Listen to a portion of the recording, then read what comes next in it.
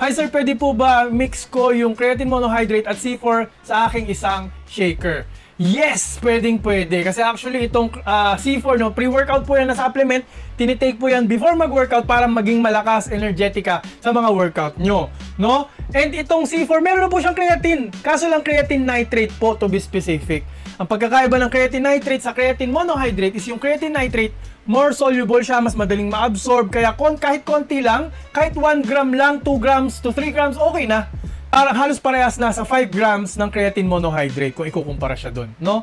So, ang kaso lang kasi ang tinatanong niya is itong creatine monohydrate ng Euphoria Max.